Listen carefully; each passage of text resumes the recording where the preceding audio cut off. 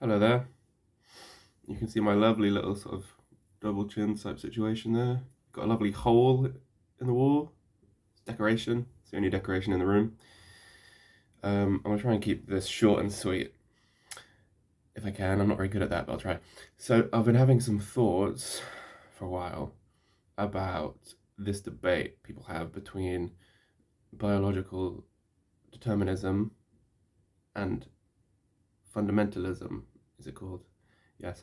And the alternative, which I guess would be um,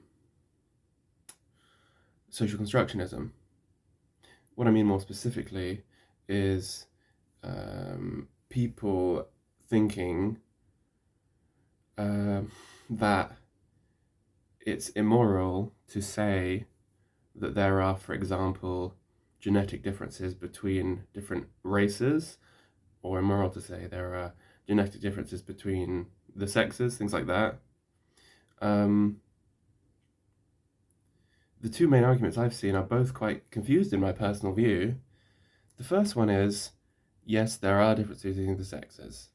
Men are genetically better at some things, women at others. And there are differences between the races.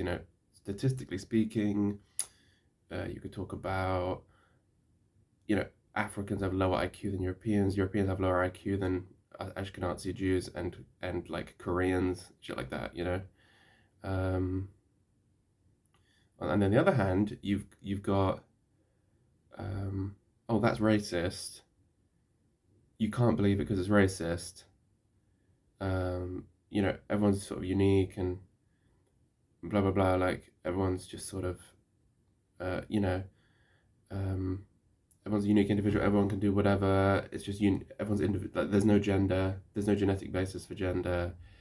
Everyone's body is of no relevance. There's no genetic distinction between the neurology of different races and sexes, even though there's an obvious genetic distinction in the entire rest of the body.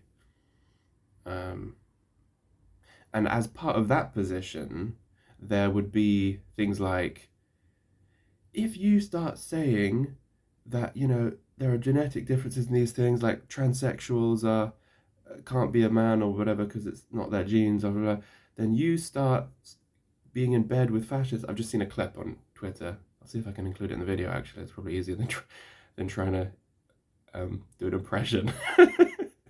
Some dude getting really angry, and he was sort of saying like, "You'll start saying that like black people are dumber than white people. It's so evil." Yeah, so those are the two perspectives. I'd like to offer a third perspective. I believe both of those perspectives are quite no.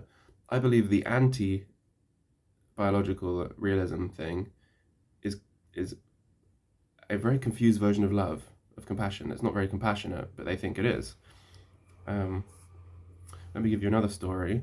When I was writing an essay last year on what the hell was it on?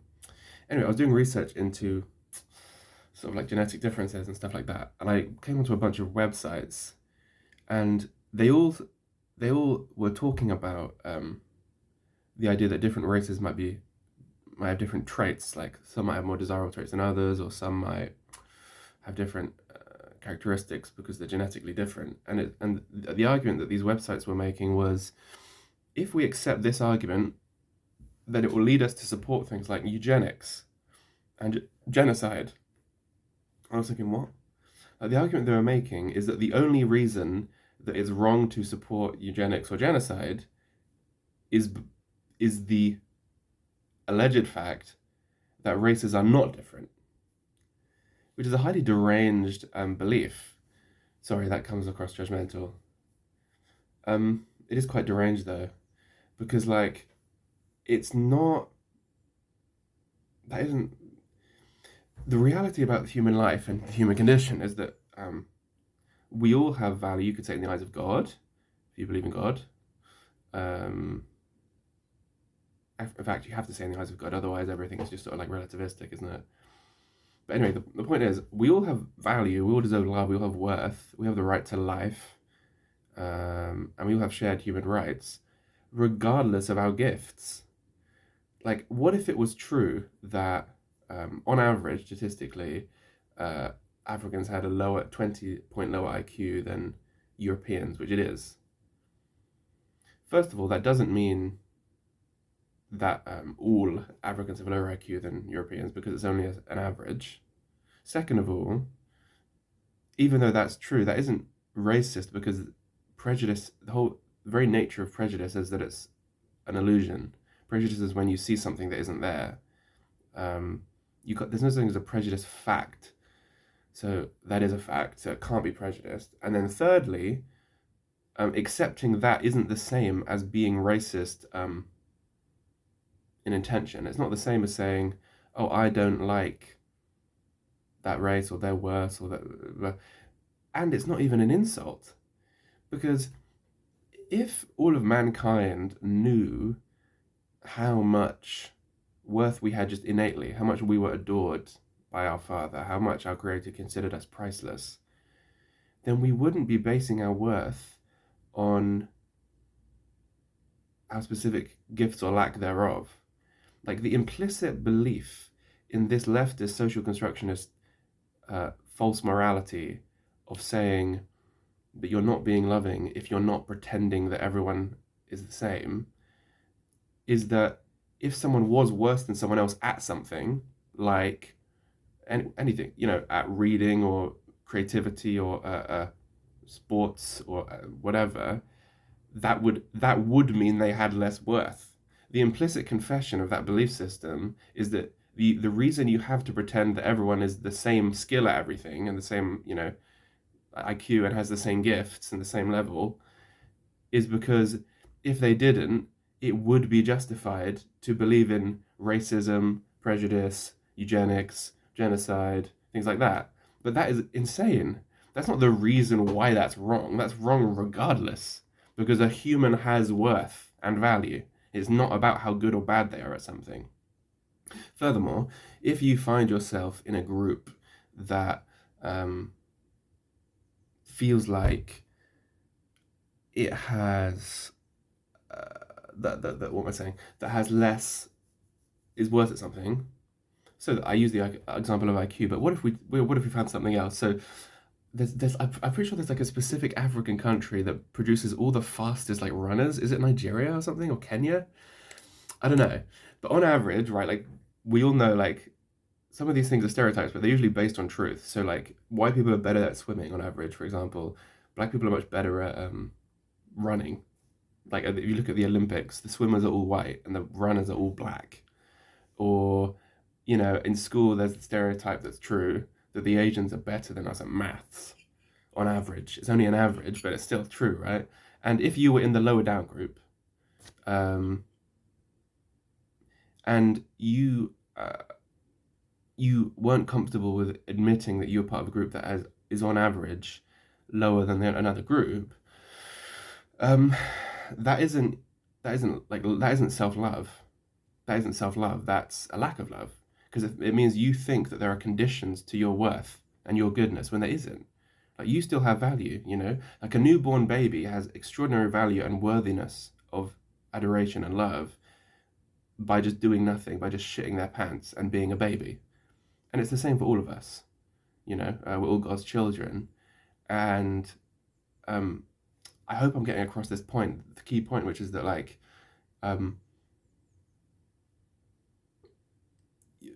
all of these leftist perspectives are basically what they're saying without saying it is that that love means pretending everyone is what they want to be. But that's not what love means. Love means helping someone come to terms with who they are, how they were actually made, and realizing that that is okay and valuable. The things that are more contentious, more taboo to talk about, like IQ differences, the reason it's more taboo, why? No one cares if I say black people are faster runners than white people. But a lot of people care if I say Africans have lower IQ than Europeans. Very taboo. Why? It's because we live in a culture that says that you're better if you have those things. But you're not better as a soul. You're just better at certain skills. So like let's say someone's really practical minded and business driven and mathsy and good at logic and assertive and blah blah blah. They're really good at business and leadership in business or whatever, right? And someone else looks at them and they're kind of meek and mild and go with the flow, and they're maybe a bit more creative and artistic and chillax, and they don't think about things that deeply. They're worse at that specific thing, but that doesn't mean they're just worse as a soul. It has no bearing on it. And to have compassion for both is to honor the ways that they were built by their creator, honor the differences in their gifts, realize that both are valuable parts of the overall body of the family of the human species, and that therefore there's no shame in having a different set of gifts.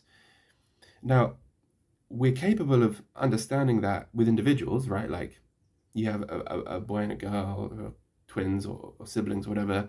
You're good at tennis. You're not as good at tennis. You're better at video games, and you're not very good at video games, and you're good at skiing.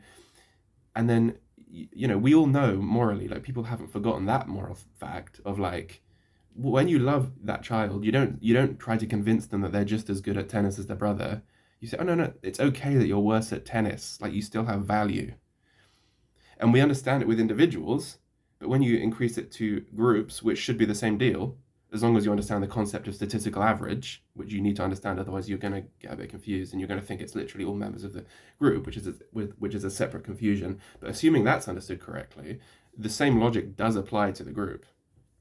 It's like, okay, so this group like has a lower IQ. That doesn't define them as an individual. Doesn't define their worthiness of respect or value. We don't have to pretend it's not real. Like women on average are worse at various things like leadership and mathematics and architecture and physics, and women and men on earth are not as naturally interested or skilled in various like more social pursuits of care and nurturing, things like that. And that's okay, because that doesn't mean you're like worse, that doesn't mean you're shameful, it doesn't mean you have less value. But the leftist view is that if you accept that, it does mean you have less value, and therefore if you accept it, you're a fascist, because you're also accepting that it means that. You know what I mean? It's like it's very confused.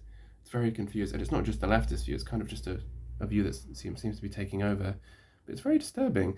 It shouldn't be taboo to say a fact ever, and it's a fact that according to the IQ test, certain groups have different IQ on average. That doesn't mean every member of that group has a lower IQ than the other group, because it's called an average. But it's not scary or mean. It's fine. Like, it's okay. The reason people can't accept it, they're not being loving by not accepting it. They can't accept it because they lack love. If people knew the value of everyone, regardless of what their gifts were, people would be comfortable accepting their weaknesses. Because if we take it back to the analogy of using an individual, it becomes clearer. So like, if let's say an individual, they're like really disabled at like maths or whatever, doesn't matter, but they have a good self-esteem. They accept their weaknesses. They don't push them away. They know what they're good at. They know what they're strong at. Therefore, they don't get defensive when someone criticizes them, because they're not hiding from anything inside. So they know they're shit at maths, and they take a deep breath and they say, yes, I'm shit at maths, and maybe that's associated with certain feelings. I feel insecure about it, and a bit disappointed. I even notice myself maybe feeling a bit ashamed or whatever. And someone says, you're shit at maths. It doesn't crush them, because, Matthew 20-12, Jesus said, those who humble themselves will be exalted, those who exalt themselves will be humbled. Because they haven't puffed themselves up in a lie, they can't then be deflated. They've instead humbled themselves before the truth, and therefore Christ has filled them with power. That's the way these things work in general. So yeah, man. There was one other thing I was going to say. What is it? So, the other thing I wanted to mention was this concept of when you have a good self-esteem and you accept your nature, you aren't defensive against alternate opinions or against insults, things like that. There are some really obvious sort of pop culture examples right now of where this doesn't show up. The two that come to mind is trans stuff and fat phobia stuff. So the fat phobic example, the body positivity thing, is probably the best example of fake compassion that I can possibly provide based on the points I've been making here. So the fat phobia thing, the claim is you're being loving by pretending that it's not bad to be obese. And psychologically, the only possible route for such a claim is a deep self-loathing for being obese. And it's the same false link as with the genetic differences eugenics thing, where if you accept that this is reality, you must think the person is bad, right? They are connecting one with the other unnecessarily, and it's forcing them to make logical fallacies exist in their mind as a survival tool to accept those delusions. So it's like someone who's obese, they don't like it, so they pretend it's good because they want to hide from the feelings of what it would mean about their identity and self if it was bad. Now, real love that comes from God says, yes, like it's bad to be fat, but that doesn't define you as a person. It doesn't mean you're a bad person. You know, Jesus died for your shame and to your shame. And if I love you and I help you get better, while in the meantime, not condemning you for not being perfect already. But in the modern discourse, we've conflated acknowledging the facts of the matter with condemning and ignoring the facts of the matter with loving. And that is a very disturbed view that denies the concept of grace completely. If you don't know what grace is, grace but simply is being given freely what you don't deserve from God. But grace is also the delicate balance between being true and being kind. Grace is meeting someone where they're at and not denying the truth, but being gentle and compassionate for someone in their position by empathizing with why they're in that position rather than just telling them off for it. And we've lost that. Like both sides of the debate, it's either you are shit and deserve to be made fun of and attacked and condemned on one hand, or you are great and perfect and the criticisms aren't even real, which is a highly direct. Both of those are wrong. The third good way is you're, we could say, a sinner. You're flawed, in other words. You've made mistakes and you've got problems, but you still have worth and value. And I'm not here to condemn you, but to have mercy for you. That would be to emulate our Creator, and I would say that Creator is probably a good person to emulate. The trans thing is similar.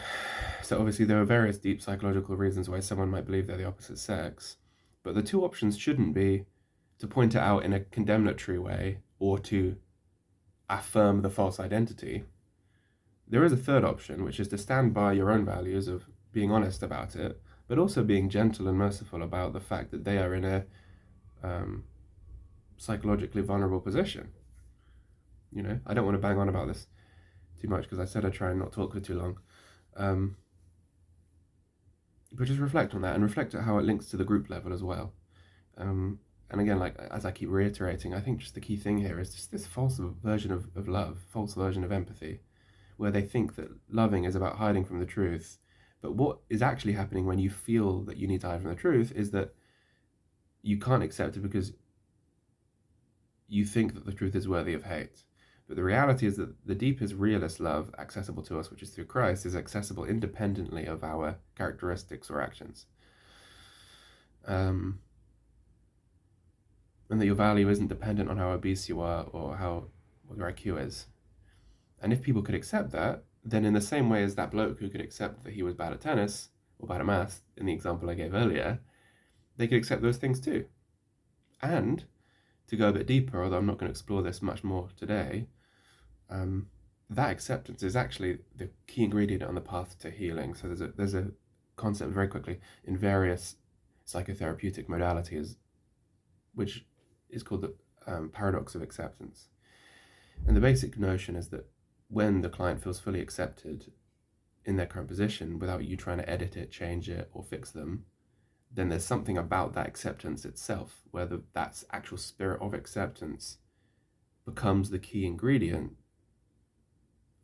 for transformation. That's one of the sort of secret, unintuitive ways that real love works. Is that as soon as you stop hiding things can unravel and unwind and change, but what you resist persists. That's it. I'm not going to say anymore. Try to keep it as short as I can.